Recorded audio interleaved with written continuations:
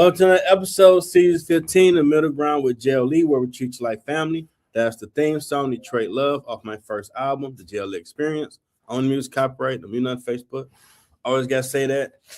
We got another phenomenal guest for you today. We have international development finance coach, small business consultant, author of Mississippi, an Open Letter, ECPI University Adjunct Professor, Looking Further LLC founder, CEO, Fractional CFO, and Doctoral candidate, Stephen Lucas. Welcome to the show, sir. Oh, my bad. Hold on. Gotta get you right. Where we at? Wait a minute. There we go. There we go. I'll be forgetting that part. You muted. I'm mute. All right, cool. My apologies. No problem, brother. Nah, thanks for having me. I appreciate it. Absolutely. First question, what led you to this path? So the international business path really kind of birthed as a kid. So I don't know if I'm dating my age, but so I grew up watching the National Geographic channel, the Discovery Channel. Okay. Show videos of different countries, different cultures, how people were living, and that always, sparked my interest. I mean, I grew up just like any other, African American kid, especially from the South of Mississippi, thinking, pro sports is the way to, advance in life and careers. And I did think I was gonna go to the NBA, but then when I realized, like, yeah, maybe I should just, focus on my studies, I started, locking in on that. But no, that's what really sparked my interest as a kid. National Geographic, seeing all the cultures. And then when I was pursuing different colleges to go to, I noticed that the University of Mississippi, also known as Ole Miss, they had an international business program. So I was like, all right, cool. I could go there. I can major in international business and then minor in real estate.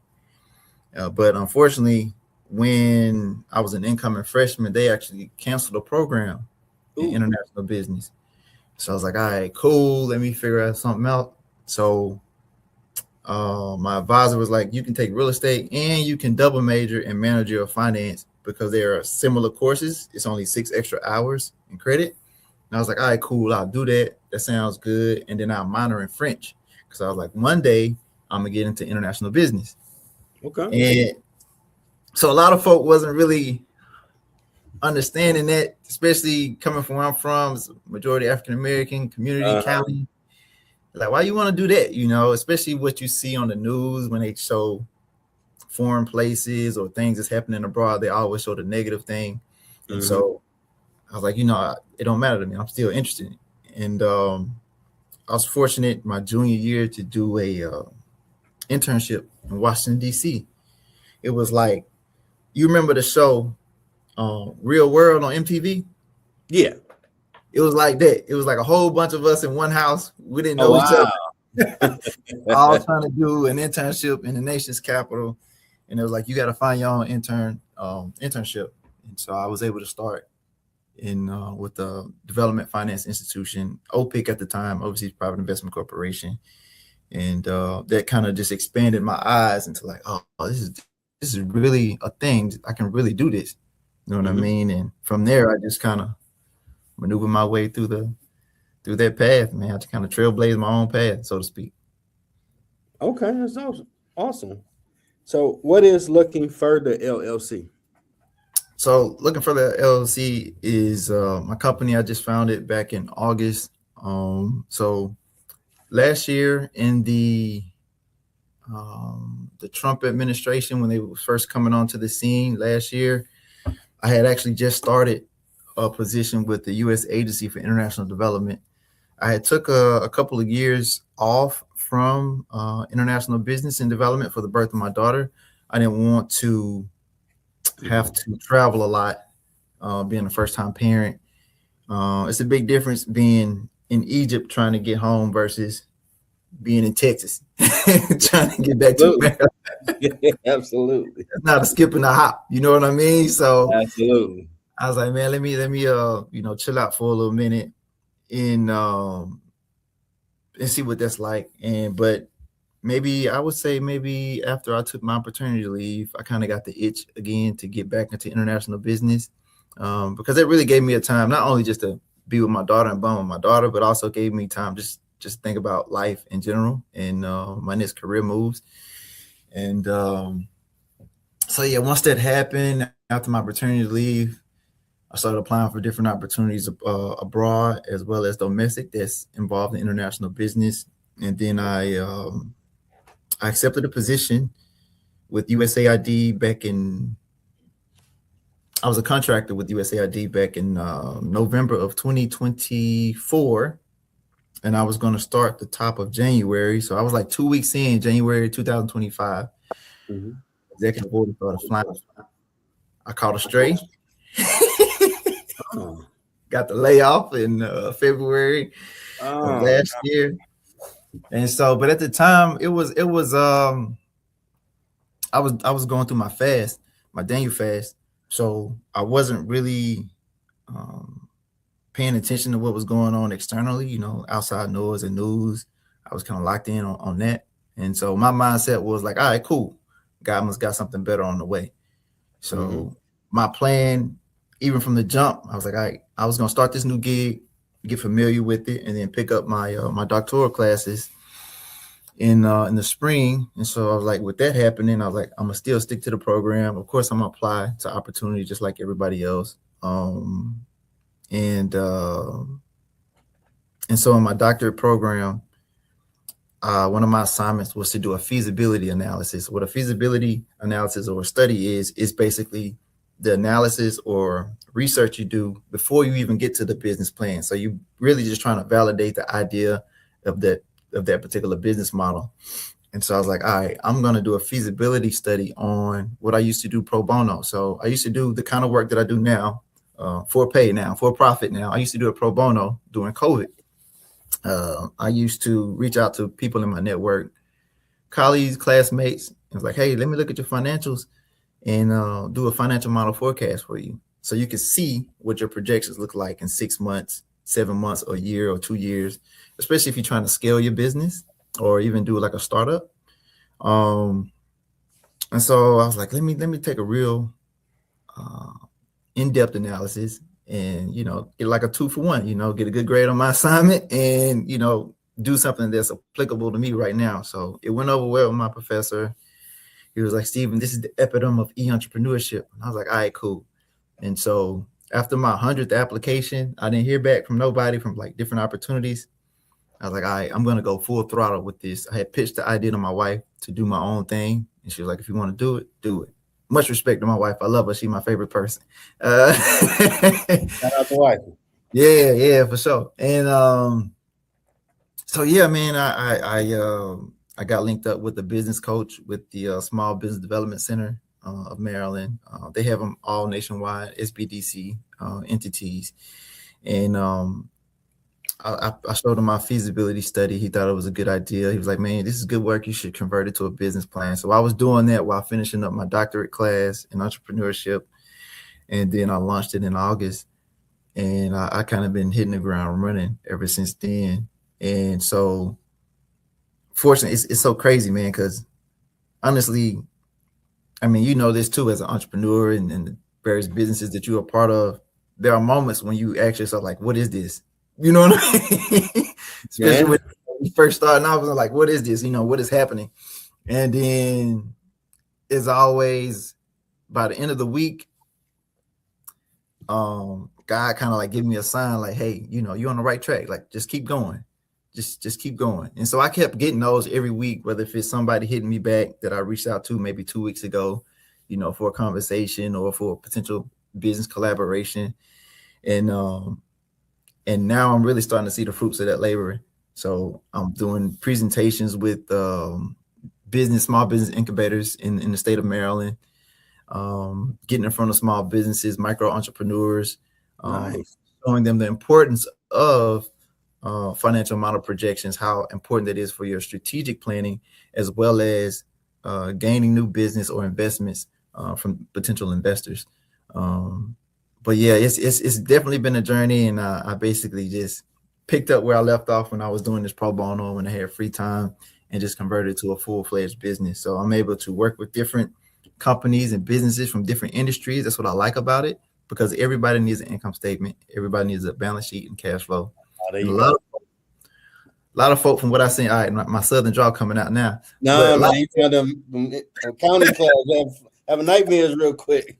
So a lot of folk, so a lot of people wait till it's time to do their income taxes, which is around this time of season, to find out if they had a profit or a loss, right? Yeah. But in your accountant, typically most accountants are just going to do your taxes, see what kind of return you're going to get, and we'll see you next year.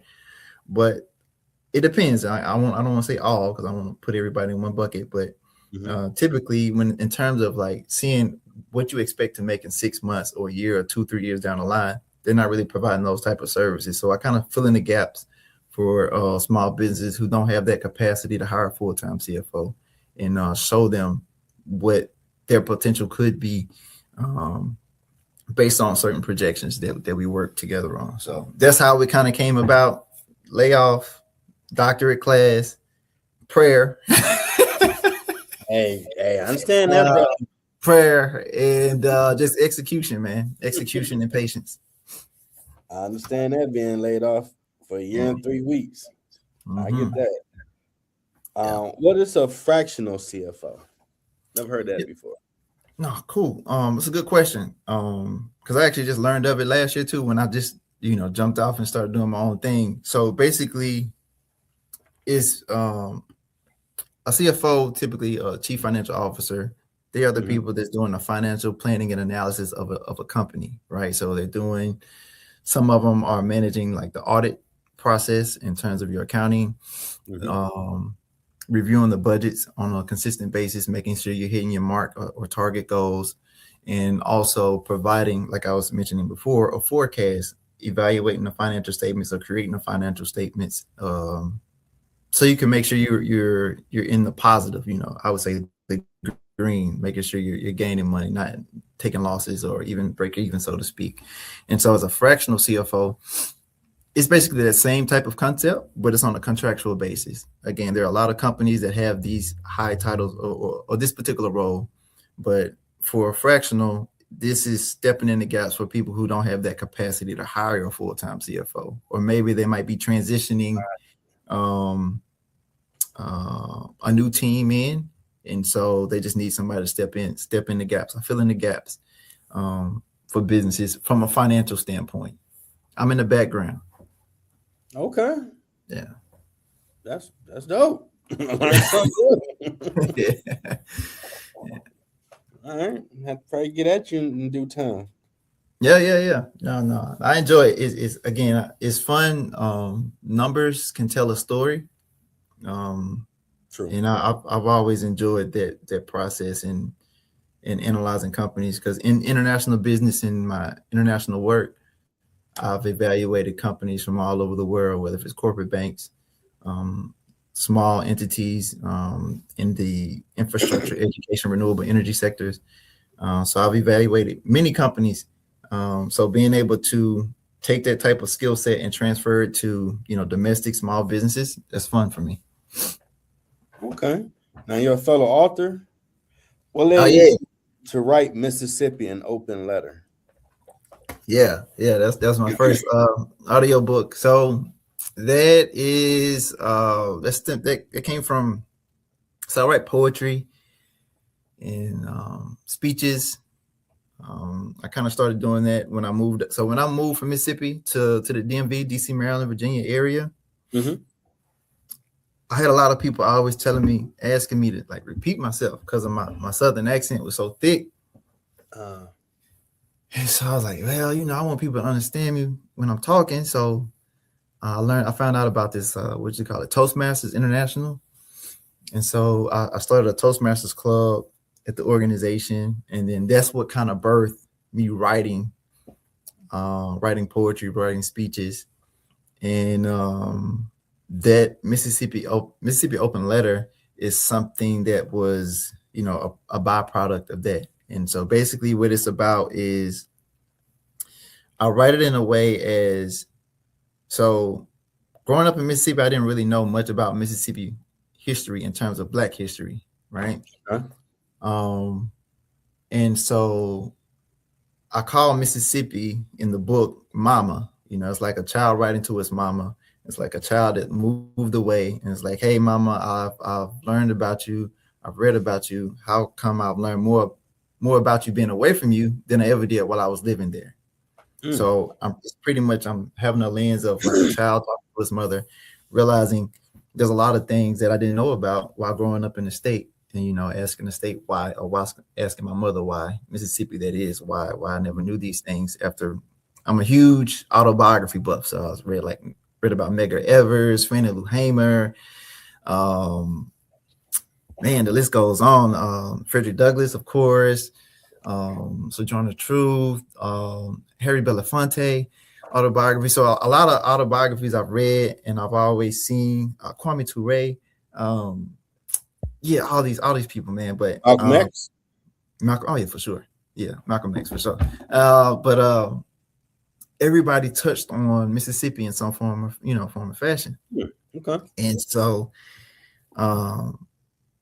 that's the kind of history and stuff that I didn't know about, you know, while growing up there. And I learned about it, you know, being away from reading all those books. And so that's pretty much is an open letter, like, you know, talking to Mississippi about things that I didn't know happened. And then also towards the tail end of it, I give room for hope in like the I don't want to say the rhetoric, but how it is perceived, how Mississippi is perceived, you know, in terms of education, poverty levels. And I kind of speak hope towards the latter parts of the letters as I break them down. Because one time, my first time overseas, I was in London, and I was wilding. I did this. No, I'm saying I was wilding because it's random, like, what's this called? Meetup. You remember the app Meetup? They still probably got it. And I was looking for Black professionals in London. I was like, maybe I can just go and just hang out, see what they're about. And so I actually did that. You know, I'm solo dolo. Never been out the country ever. And I'm over here just going to some random place, meet up young Black professionals in London. And so okay. But now when I connected with them, there was what their image of Mississippi all came from, like movies, like what's that movie? Burning Mississippi or something like that. Mississippi Burning. And so all of like media, you know, how it is portrayed. And I was like, nah, I mean, I ain't even like that. You know what I mean? I ain't grew up on no farm. I mean, my roads paved. You know what I'm saying? Like, you know, I mean, we got small towns. We got small towns for sure. It's anywhere. But it's not what they perceive it as, like from what they see in the media. So I was just trying to like dispel that. And so a lot of those experiences that I encountered there, I kind of share that in a book in some form of fashion. So yeah, that's how Mississippi Open Letter came about. But it's fun. It was just one of those things I wanted to do. Like I was like, I could do that. So I just did it. Okay. Would you write another book? Yeah. I do plan on writing another book. So I plan on republishing all of my first works. I call it No Signal. So I used to write collections of poems in volumes of 4, and I call them No Signals. No Signals came from when I was an undergrad. You remember Wayne came out with No Ceilings? The mixtape. So I was like, if Wayne got no ceilings, I got no signals. Coming to an unknown network near you. But I feel you. Okay. So no, I used to do that. So No Signals, that was undergrad, but I used to do that. I'm a Kappa, so I was twirling my cane, and at the end of the, you know, I was finished twirling, I'd be like, no signals, coming to an unknown network near you, whatever. So when I started writing my poetry and stuff, my roommate, I was like, man, what should I name it? He was like, man, you should call it No Signals, dog. And I was like, I bet.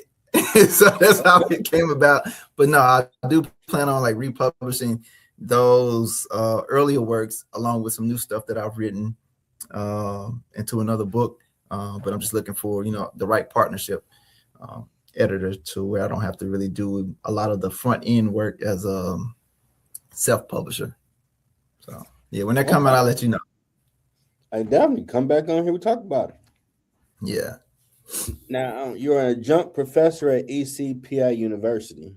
What has Yeah. that experience been like? It's been fun.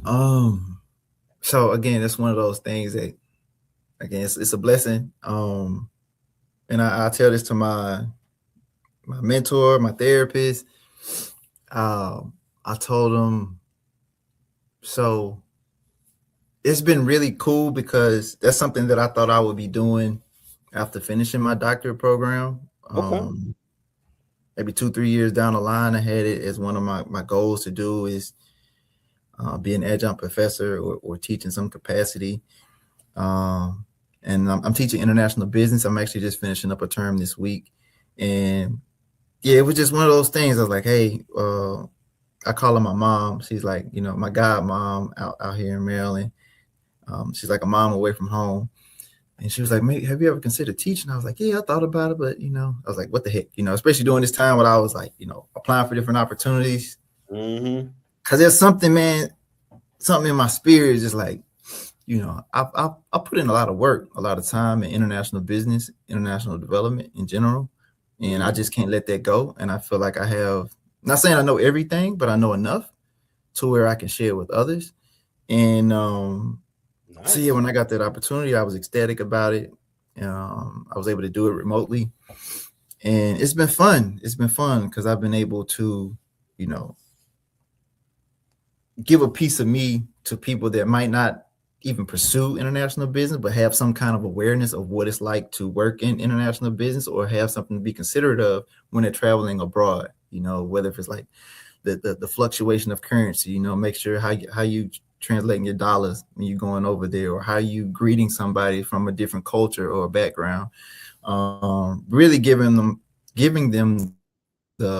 providing them the real world experience of what it's really like working in that environment. But it's been really Mm-hmm. cool. It's been really fun. Again, it's one of those things that I thought I'd be doing some years down the line, but God was like, "Nah, we're gonna do this right now."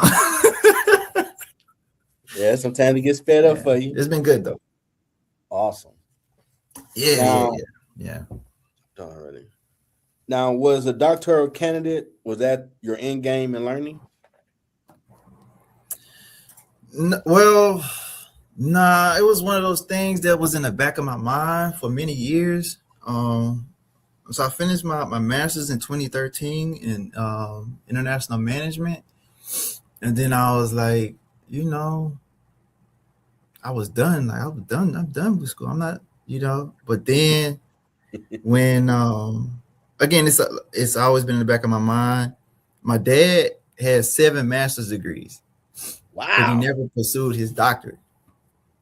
And so that was another part of it too. But really the driving factor was my daughter.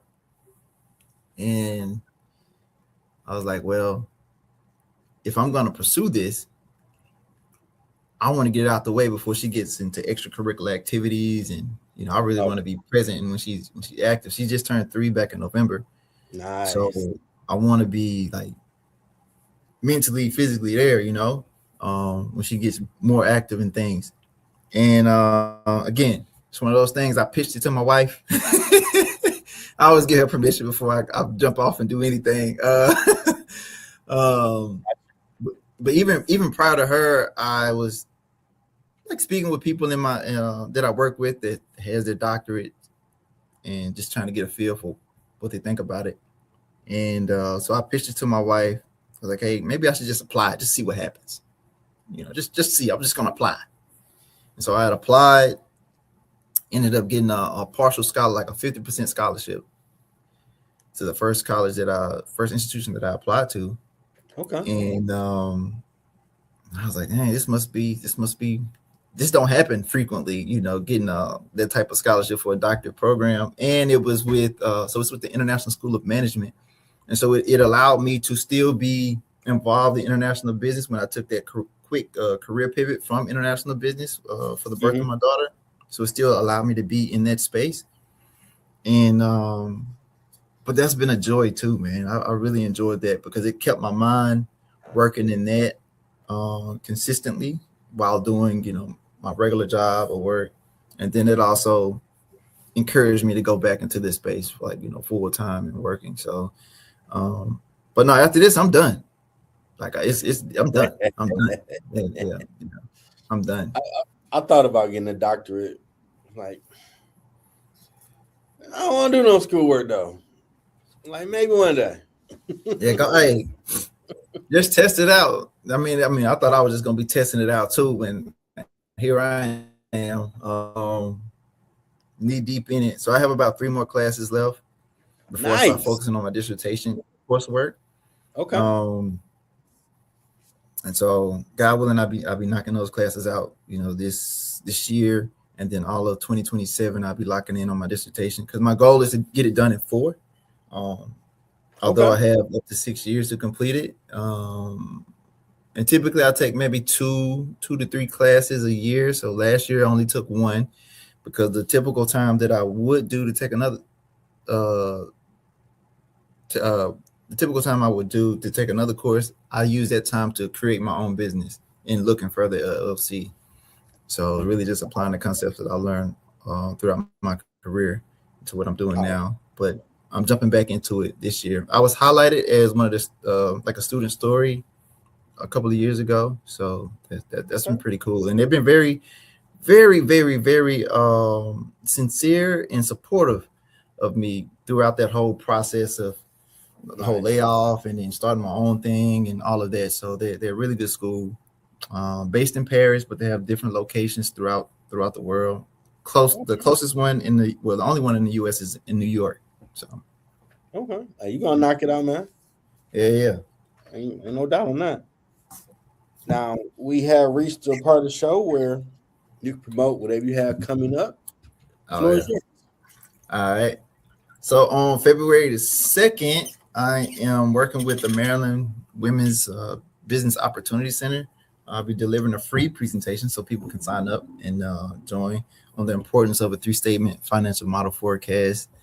And then I will be delivering that same type of presentation, I believe, February the 13th with the Small Business Development Center as well. And that's also free. So people can definitely tune in to that to understand the importance of a 3-statement financial model forecast.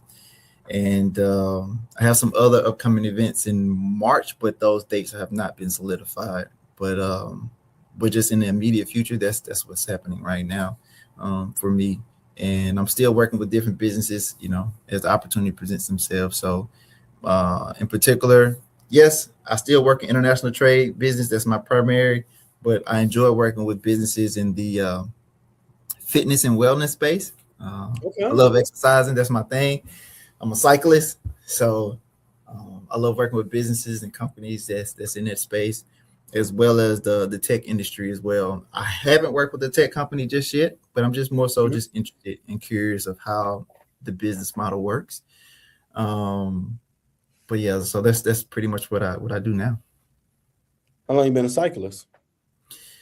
About what year is it? So maybe almost, I'd say about 6 years, give or take. So of course, I retired from basketball after I ruptured my patellar tendon in 2015.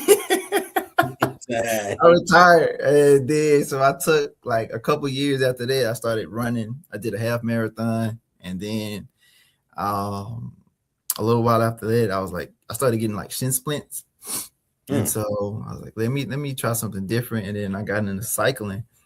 And I just enjoyed it. So the longest I've done is 50 miles in about 4 hours. And yeah, so the longest I've done is 50 miles in 4 hours. So, and every year I do the cycling ride for Alzheimer's. So I raise money for Alzheimer's, and I think that's around like April, May. And I'll typically do like a 25 miler for that. But no, I enjoy it, man. I just put my headphones in and just ride, man. I don't ride with a group, because I just be rapping, I be singing, I be listening to gospel, I be switching. I might be listening to William Murphy at one moment, and then I go straight to Boosie next. Okay, I'm with you. So yeah, but nah, man, that's just how I just enjoy it. It's a way to clear my mind and get outdoors and stay fit. Now, you ever done a spin class? No, I'm straight on that. They do too much. That's next level. Yeah, I I'm was straight working on out that. in the state gym, and I was like, let me see what they in there doing. And they had some music going, and the instructor was going like the Flash. I'm like, oh no, I crash out. Nah. Let me just Let me stay outdoors. I ride on paved trails. I don't be riding in the streets because some people can't drive. That's a little risky. Yeah, unfortunately. So I stay on paved trails. Gotcha. But not that whole spin class. No, I'm straight. Y'all got it. Now, what has been your biggest challenge on your journey?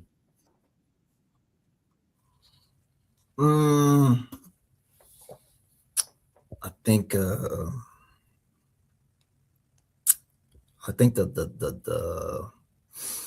level, I think it's two things, is the level of patience you have to have when you're determined to achieve a certain goal or objective. And I think there's levels to it. What I mean by that is, so with my first major injury, again, I was hooping. I had tore my Achilles hooping. Ooh. And that type of patience is, it's a physical, injury. So you really gotta, when you gotta take time to heal, you gotta take time to walk again, feel confident in that leg or whatever, in that foot. So dealing with something that has hindered me physically, that's a level of patience. But also the other level of patience is you have a certain goal or objective that you are striving for. I mean, you're doing all the right things, but it seems like nothing is aligning up with what you're getting at. You know what I mean? Yeah. And that level of patience is different because you still got to stick with it. And so that builds a sense of discipline for yourself. I'm a big fan of Kobe, so Mamba mentality, Me too. Get better in something every day. So, so that's been one of the challenges, is just, increasing that level of patience throughout the process. Mm-hmm. And then, believing when don't nobody know exactly what the heck you're doing, so, yes. Sometimes people don't understand it, but they'll understand it after a while. I think one of my fondest moments was so after I finished my master's program, it was the first time my parents came up to visit me in Maryland, and so I showed them, I showed them my apartment, took them to my church, I showed them where I worked, and then the day after graduation, the hotel was right near a Target, mm-hmm. and me and my mom had walked to Target, and then she looked at me, she patted me on my back, she was like, "Okay, now I understand." So she patted me on my back, and she was like, "Now I understand, like, why you was going after what you was going after in terms of like pursuing a career in international business." And because I remember freshly graduating undergrad, and I was like, "Nah, I got to get up out of here." I mean, Mississippi, I love Mississippi. That's my home. That's my state. You feel me? Mm-hmm. But it's just like I knew there was something else outside of, the SIP where I grew up, in a whole nother world out there that I wanted to explore. And they didn't understand. It was like, you can get a job anywhere around here. You know what I'm saying? Like, of course I could, but it's just like, nah, this ain't for me right now. You know what I mean? Understood. So, but nah, that's how I think I just lost thought when I thought about that. But nah, just trusting that process. And yeah, that's what I was talking about. Because some people don't understand it when you tell them God gave you the vision. Yeah. So gotta see it through. Gotta see it through. I ain't got no choice. That's just how I'm built. I ain't got no choice. Everybody might say, "Why are you walking over? That's weird." Don't worry about that. I see. And everybody hurts when you get there. Yeah. So patience, the level of patience, and then like believing in yourself and trusting the process. Not too many people are familiar with it. I mean, it requires sacrifice, time, money, all that. Yeah, bro. I relate. Doing this, I heard people ask different type of questions. Like, God told him to do it, so I'm doing it. He know what needs to do to get where it need to be. I'll do the work. Yeah. Now, in your words, what has been your impact in the community? I think my impact in the community has been consistent. I think it's been consistent in a way of, so when I first moved to the DMV or DC Maryland area, I started doing it's called Everybody Wins. So it's a nonprofit program that focuses on the importance of reading outside of school.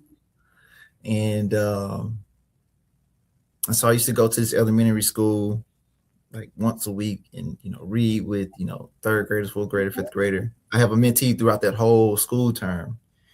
But also I was doing that, but then I was also active in my church as a greeter. And so I kind of built that's like my second family, like it's my church. Especially again, originally not from being from Maryland like that. So I think my commitment or my way of giving back is being active in those areas. That's why I say consistent, because I've been doing that ever since I moved out here, since 2011. So I think that's pretty much my impact overall, is being consistent. And I think especially now as a professor teaching, just being able to share what I know and don't know to others is just who I am, and I guess part of my DNA, because my dad was a principal and a teacher too. My grandparents were in the school system. My sister's a teacher, is in the education field. So I guess it's part of my DNA. But yeah, just being consistent. Yeah. Do your part. That's what I look at. That's what I think about. You just got to do your part. If everybody do their part in the world in a positive manner, everybody be all right. That's true. Now, hopefully, you made you comfortable. Give me that Yoda game. What advice do you have for someone trying to find their purpose? Be open. And what I mean by that is,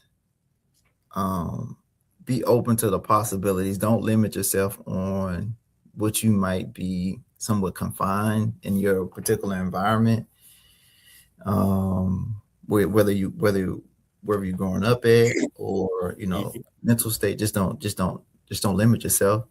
I've seen somebody say exposure leads to expansion, and so the more you expose yourself to different activities, whether if it's books, music, sports, writing, anything that's in a constructive manner, you'll gravitate towards what your natural given abilities are, or your gift is, and just work that gift. But it takes time. It takes trial and error. And even when you realize you have a gift in something, that doesn't mean you just perfect. You're 100% perfect. Nobody's perfect. You still gonna have to work that gift just as much as if you never had it before. So I think just, again, being open to the possibilities, and then just working your way to get better every day. That's how I see it about finding your purpose. Of course, you got to find it. I mean, in my opinion, prayer, patience, and putting in the time and the work to get better. So I apply that same method. So of course, again, I was a hooper. So I used to go outside shooting, putting up 100 shots a day. You know what I mean? Okay. Different spots around the little basketball court. You know what I mean? I used to put up shots. And so I kind of take that same method, or even playing drums or playing music. I spend 2 hours a day on just rudiments. You know what I'm saying? Or reading music or something, or playing. So I kind of take that same approach to whatever skill set or profession that I'm doing now. Just like I'm saying, if you have a certain gift and you realize you're really good at it, work at it every day, as much as you can. Of course, you need breaks. Everybody got a break, but once you find it, just continue to hone it and do the best you can. And I think gifts will make room for you, right? What position did you play? I was point guard. I was 1, 2, and 3 guard, man. Okay. Yeah. Interesting. I ain't played much. I was on a bench. Hey, you played, brother. Someone actually put you on the bench. They saw value because I wasn't that sweet. They gonna be like, yeah. I was like, nah. I ain't play like that. I was too busy playing street ball. Me and the coach butted heads a lot. Okay, but it's all good though. that happens. Well, how'd you like being in the middle ground? No, it was fun, man. It was cool. It was fluid conversation. Great questions you asked, and I enjoyed it. So it's all good. Awesome. If you know anybody want to share their story, we'd like to hear it. For sure. I'll definitely keep you in mind and let my people know. Okay. So I want to thank International Development Finance expert, small business consultant, author of Mississippi, an Open Letter, ECPI University Adjunct Professor, Looking Further LLC, Founder, CEO, Fractional CFO, Doctoral Candidate, soon to become Doctor, Stephen Lucas.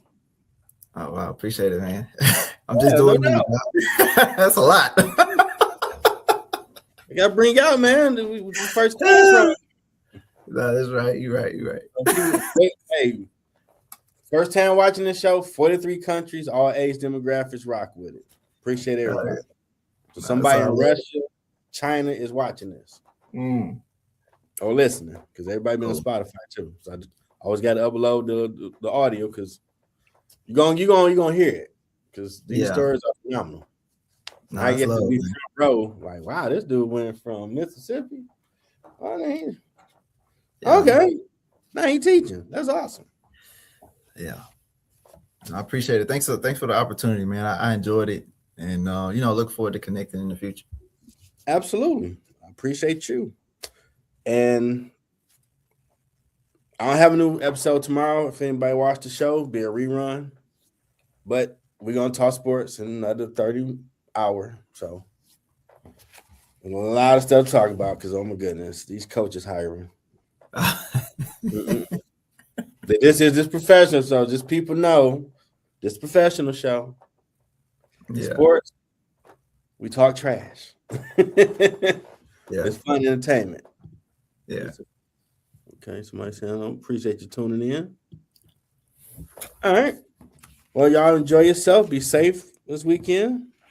I'm going to put all this together, and I'll link you on LinkedIn once I put latest episode, all your stuff to get your book and all that on there. Yeah. And everybody be safe, and we'll do it again next time. All right. All good, man. Appreciate you. Take care. Appreciate you, brother. Yep. Thanks for tuning in to the latest episode. Hope you enjoyed the show. If you want to purchase my latest products, my books and music, go to Amazon.com. I have new merchandise on the way. Like, subscribe to my YouTube channel, Middle Ground with JLE Network. Thanks for coming.